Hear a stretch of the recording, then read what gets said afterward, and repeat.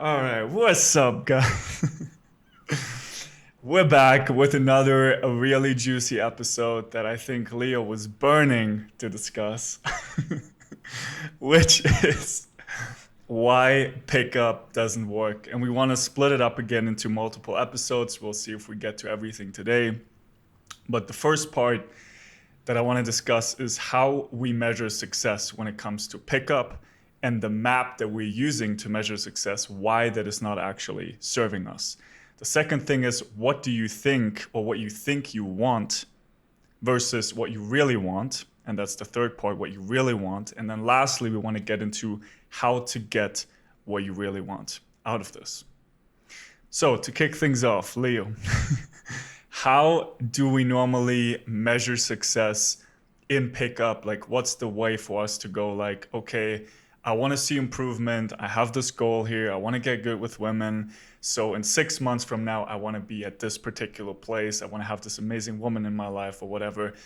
And I want to get there. So how do I measure my success to get there? How do we normally go about that? All right, super quick before we dive into today's content. If you are looking to become a truly high value man, if you want to become the best version of yourself as a man, the highest potential you can possibly reach in this human form, and you also want to have amazing relationships with other people, with women in particular, if you want to learn how to have thriving, healthy, passionate, deeply fulfilling relationships, then don't forget to subscribe below this video, hit the notification bell so that whenever we post a new video, you will directly be notified. And also like this content if you enjoy it, right? If this resonates with you. And then don't forget to leave a comment, anything that you find valuable, anything you want to share from your own personal experience, post it below the video and I'll be sure to check it out and respond to you. And then lastly, we do have an exclusive Facebook group, which is also linked somewhere below this video.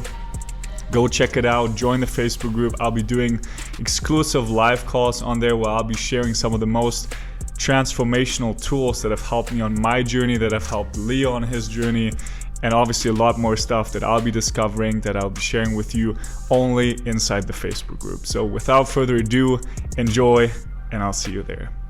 Peace. On pickup is, let's say, how many tens you can get or how many numbers you can get, how many girls you can sleep with. Basically numbers, everything that is related to numbers, and it's out of your own control, let's say, because it's not anything that you can do that is related just to yourself, but something that you can get from the world outside. That's how we measure if we are talking about pickup. And so in that scenario then, because it's really like we can't fully control it, right? There's so many variables that are just outside of our control. But then there are certain things that we try to rely on. Like you said, it's like, oh, we want to aim for the hottest girls maybe. Or we say, I need to do a specific number of approaches. Like I can say for myself, that's how I went about it in the beginning. It's like, I just need to go out, do as many as I can in this hour and a half. And I think the trap that we fall into then oftentimes is we sacrifice quality over quantity. So we try to do like 150 approaches just to get the approaches in.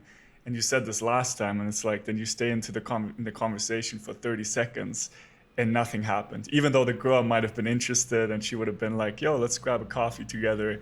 And you're just like, nah, I got to do another approach. I'm out, you know?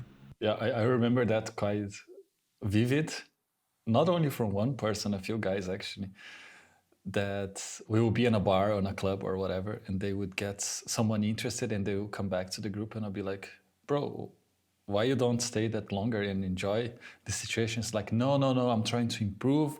I really want to be really good at this in a few X amount of time. So I just need to keep going and keep improving. And for me, that already sounded like weird because it's like, but you want to keep improving to get this that you have right now with this person. I don't get it. You know, in my mind, it never made sense. Nowadays, even more. But already back in the days, I was like, what is this number thing? You know, why so caught up in this idea that there is a place to go and you need to do this and this and this and follow this and you try and you do it and you do it. And actually, you never know You just never know when you are there, right? Because the grass is always greener outside, and you always have a comparison. Like they say, comparison is the disease of the mind. I think that's what they say in Zen. Maybe I'm wrong. And it's kind of like that, because yeah, you're always trying to get the best thing, because what you have is not the best. But when you come from this mindset already, the things that you have will never be the best, because the problem is not the things, the problem is you. So maybe I'm going to the next topic here, but let's just come back to that. I always found like super funny to see this approach of like, no, max numbers, more, learn.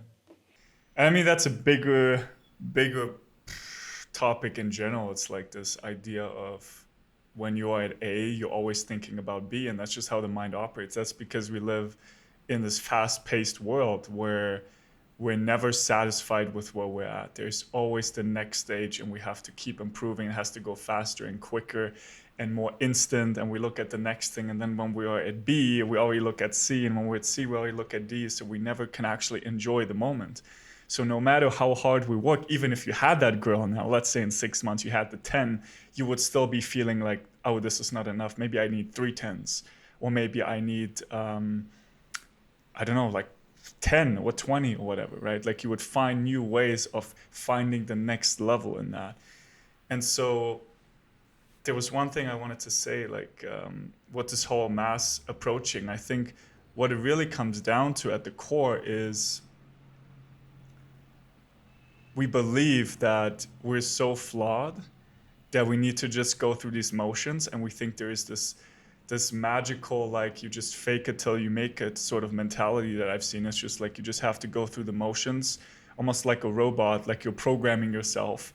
And then we think it would just like click and it would be authentic all of a sudden. And then we can just be fucking chill and funny and charming and all of these things in front of the woman. Right, confident, just like relaxed on the date. Like when she gets naked on the bed, we just like, fuck yeah, girl. And that's obviously not the reality, right? So we really have to see what is the map that we're really using in order to measure our success. And this is where I say, when we talk about authenticity, which ultimately, and this is going to be a whole nother video that we're going to do, but authenticity and the way the map that we use in pickup, they go in two different directions. With pickup, we want to see, like, we think I'm so flawed. So anything that gives me approval, attention, validation, that's a sign of success. That's like, I'm getting somewhere, I'm getting better, I'm getting the thing that I want. So we really have to question, where does that even come from? That idea of this is what success is. Who said this is really success? All right, it's the same thing as like, ooh, I feel like maybe I'm stressed right now, so I go to the grocery store and I buy a bunch of lollipops because the sugar helps me to calm down. Is that success now? Not really. Is that a real solution? It's not a real solution. And so for me, that's why I say the map really has to change. We really want to inquire into what is true authenticity. How can we create real authentic movement? Because that's the only thing that has the potential to really shift our perception of reality, of the quality of our experience. And so, Yeah, I think it's quite difficult for guys to perceive that, because of the fact that it's difficult to see that when we see a pickup, I think it's in this level here, right, where we have a bunch of things that needs to be worked on. So it's like voice tonality, touching, blah blah blah blah blah, approaching, stopping, the line, whatever it is, the opener, how to stop, all of this, right, is in this level right here. And then guys look at that and they can clearly see the correlation of working on that leading to something. So it's like, if I work on my voice tonality, I can feel that. I can feel the difference in my voice. I can feel the confidence coming through my voice. It's not real confidence, but you are working on something that is visible. So it's almost like you start from here and you stay in this line, because you can't go deeper. You can't go deeper just staying here. But the opposite is when you work from here, and then all these things, they start to be a representation or like a sub achievement, whatever it is, of working in the core, of of working on the thing that is actually going to lead the changes on this base. And that's why it almost feels like this endless work when you are so focused in the pickup stuff, because I'm working on my confidence here, and then I got better at one line, I got better at one this thing, but then when we go to bed, it's like the lack of confidence shows up again. And now I need to learn how to be confident in bed. Now I need to learn how to do X in bed. Now I need to learn how to maintain a relationship. So there's always work. It never ends and will never end if you're always in this level. Man, this was beautiful the way you put this. And the way I like to describe it's almost like a tree, you know, like you focus on the root or the stem, and then at the top there's all the branches with all the little leaves on there. And we try to like chop the leaves away to kind of like to kind of chop the whole tree, and it never stops because the leaves are growing back, right? And so it's this concept of like situational, like we find ways to find comfort in situational things by, let's say, exposure to them, and then we think like something has really shifted. But all we're really doing is we're trying to control the circumstances. We get so good at controlling that eventually it is manageable. That's the difference, and it's never truly changed. And that's the biggest difference, what you call it, like this like band up here with all these like thousand things that we need to change. That's the known. And then the only way to really make a change is we have to go into what's unknown, which means we cannot use the map of, oh, I see the voice is going to have this effect, so I'm going to work on my voice. That's from the known to the known. So it can never produce the result that you really want. Because you have to see, too, you came into this world as an unconditioned being, like a pure like canvas, completely unblemished, let's say, almost. You know, there was stuff already in the womb happening, but let's just say the most conditioning happened after that. It's like you come into the world and then you get heavily conditioned. You become like a domesticated animal, right? And then you have all these things that you now know based on your imprinting, things that you've completely forgot at this point, and you bring all of that into this is what success is. So you go from that, which is already conditioned, and then you try to make a change, which will always be fucking around with the effects. It can never be the real root cause. You've never gotten to the root cause. So you're just bouncing from one effect to the next. And that's why it's endless. It's an endless journey. It can never really get us to where we want to go. Mhm. Yeah. And the navigation also, and where you are going, where it's leading you. I think that's something that we can even talk and pick up if we stay in the known, that the known itself has a lot of failures. Let's say if we go to different schools, have different methods, have different ways of going about that. But let's say back in the days, RZD, that kind of knowledge that you get there, it makes sense if you're in the club trying to interact with a bunch of drunk young girls and trying to make that work for you. Because it's things that, oh, you do like this, you are obnoxious, you dance, you scream, you start like jumping with your friends, you put everyone in the mood. So it's like, okay, but you don't do that in a date with someone sitting in front of you. You don't do that in the street. It's just like, it's not calibrated. So also the know and the way you are learning this know, that in itself, we can already have a discussion about it and be like, oh, no, this is like this and this is like that. And that's why you have so many schools, because they all contradict each other in the sense that one says X, the other say Y. And then some people follow X and they follow, they try their best, they try to change, they try everything that they can to get the results from X. It doesn't work. Then they're like, oh, but actually there's the Y. I haven't tried that. And they go there and they do the same. And then one day they realize, oh, but actually, I think X was right because I'm trying Y now. It's not working. And it's this jump between knowing things that contradict each other just because there is no know. When it comes to this, when it comes to like dating, there is no knowing. The knowing doesn't serve you in the goal that you want. Even if it's like one night stands, even if it's to create relationships, knowing creates the security, like you said, the comfort of thinking that you have control over the situation, but you don't. And when you open yourself to not knowing, boom, that's when everything becomes easy and you don't need the shit anymore. But it's also scary because it means we have to give up control. And that for a lot of us, especially this aspect then with women, it's become like a drug to us. Like it's become this thing that gives us so much on so many levels: connection, approval, validation, attention, all at once. And then for us to give that up feels like we have to almost chop off our leg or something. So it's really hard to give that up and say, wait a minute, I have to put this aside for a little bit because this is not actually serving me. Like this is, and it's really important to understand this. Like to really, we're saying that pickup is not learning all these things is actually going to hurt you more than it's going to help you, because ultimately we have to give up the control. It's the only way to make this change permanent. And so right now, for as long as we keep looking for solutions out there, like this solution and that solution, and we get drawn in by all this glamorized, by all these tools and methods and techniques that everybody is advertising, nothing really is going to change. There's also the point where you think that you are going somewhere. And because you think you're going somewhere, you're improving, that gets in the way of you seeing that this is not serving you, because there's this false idea that you are going somewhere, you are getting somewhere. So it's like, oh, but my voice is like this now. Back in the days, if you knew me back in the days, you will understand why I'm doing this, why I need to follow this, why I need to improve. But they can't see that they are just like doing this, doing this. And they think that by knowing more stuff that they didn't know in the past, that is pushing them towards a better goal. Almost like the intellectual guy that never actually applied anything, but just because he knows in his mind what is right and what is wrong, he thinks that he's above or farther than other people that don't know about it. The way you were describing it, where we have like these little wins, we learn about, ooh, let me work on my voice, and then we see women respond differently to us.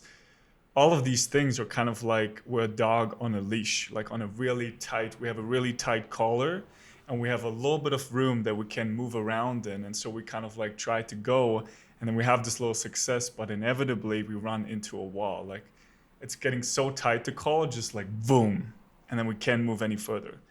And that's when we usually say, oh, I guess this shit doesn't really work. Or maybe there's something else I need to add to this in order for it to work.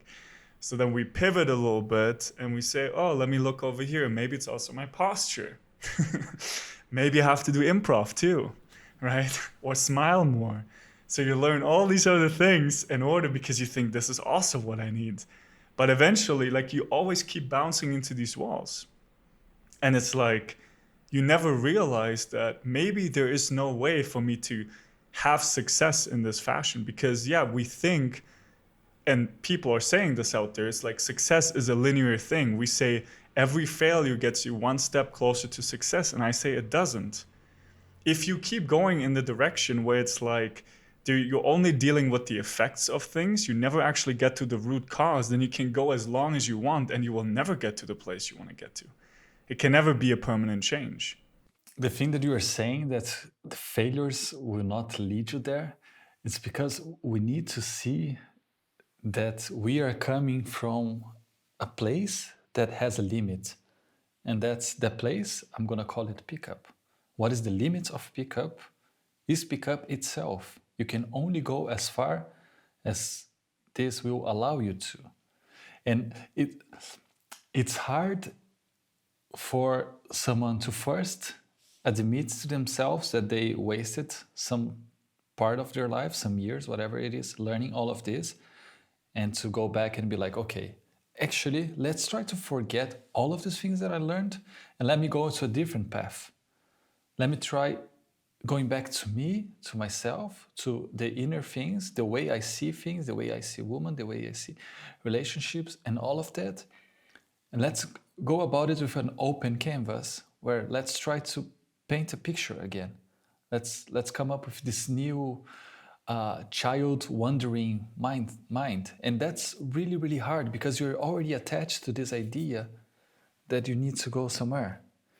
And that's one of the most difficult things that I see in many of the places that I've worked, or many of the with coaches and also the students that I've worked with, this super closeness and tightness to this idea of knowing and understanding and feeling that you are going somewhere when you can't see that this in itself is what's preventing you to get to the place that you want to get. And also the measure. So you'll be like, okay, maybe I'm wrong in pickup. Maybe I'm wrong. Maybe I'm going to talk to Martin now and I'm going to find a new way to approach this. But then you come to talk to Martin with the same measures that you had when you were learning pickup, which is okay, but Martin, I went out yesterday and I talked to two chicks and I got zero numbers. So this spiritual thing that you were telling me, or this way of going about stuff, I don't know, man. It doesn't look so good right now. Because at least before I'll get a number, I will not go on a date, but the number I'll get. So yeah, I'm not sure. Yes. Yeah, and this is where we have to say, like, do we want the breadcrumbs? Do we want the little pieces? Or do we want the fucking bakery? Do we want the whole cake and the whole fucking bakery on top? Right? Because right now, the way we go about it, it's we can't have the cake and eat it too. We can't. It's impossible. Because then you come to us and say like, yeah, Martin, so I was doing pickup before and I got these results, and almost like I started working with you and it seems like things have gotten worse. Like I'm actually not getting better. And that's why I said before, what's the map that we're using? Are we saying improvement? Things are getting better. I'm feeling better. I'm getting better as women react to me differently. If we use that as the measuring stick, then we go off in the wrong direction. And then you come to me and you might even be disappointed and say like, well, shit, this is really, I feel more uncomfortable. Like I feel more things, like more discomfort in my body. I hate this shit. And I'm not getting the girls. Like, what the fuck have I done? Worst experience ever. And then maybe you'll leave me a shitty review on Facebook. But but for real though, it's really about that. We have to say, what is the map? And I say to you now, if we use that map of I want to get better, I want to feel better, and try to measure it against that, or I want to get better results, then you will not get to where you really want to go. It's about, it first has to get more intense. It has to feel more uncomfortable at first. Because that means we really deal with the stuff that creates the permanent change ultimately. And unless we do this shit that we haven't dealt with, it's going to keep pushing us and trying to find all these solutions that are ultimately not a permanent solution. You will only be able to truly, truly transform, and that's the way I see it, when it really gets uncomfortable, when it really goes to a place where you have no idea who you are, where you have no idea what you want, you have no idea why you started doing this in the first place, and you have no idea why you were paying Martin to do the shit. And let's be very clear. Let's be very clear that we don't turn this into another way to kind of pushing and controlling, because it's so easy for us to do this. Because in pickup, we learn you just got to desensitize yourself. So when Leo says it has to get uncomfortable, that does not mean we want to control more shit and then we force ourselves to like go and say some crazy obnoxious stuff in the street or eat a fucking onion to talk to a girl. Like that's not what we're talking about. It's a different way to really deal once and for all with the stuff that's uncomfortable inside of us in a way that permanently resolves it. Because all this desensitization stuff doesn't. And what you are describing, that it's also not this, it reminds me so much of many of the spiritual things. It's like, oh, so now I need to feel uncomfortable. I'm going to go to Peru and have my ayahuasca trip, and that is going to change me forever. The amount of times also that I had friends coming to me and saying, bro, I went to this ritual, and wow, it was just like so life changing and everything and blah, blah, and all this idea. And they construct a new ego again. It's again constructing an idea of I am now the spiritual liberated guy, you know? And it's like, yeah, I don't like to look and judge on them because I'm not in their place to be the one saying, no, you never had that. It's not up to me. It's not even important to me to say that. But sometimes you can just see it, how it's almost like they are telling themselves in story, bro, I changed it so much. I'm a different person. And you're like, but you were doing the same things you were doing before, talking the same way you were talking before, thinking the same things you were thinking before. What the fuck did just change, bro? I don't get it.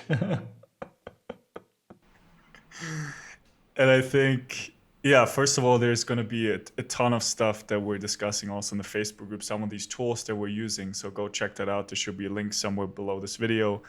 And this is like a nice segue into the second topic, which is really what do you think you want versus what do you really want? So maybe we'll package that into one video and we kind of compare the two things.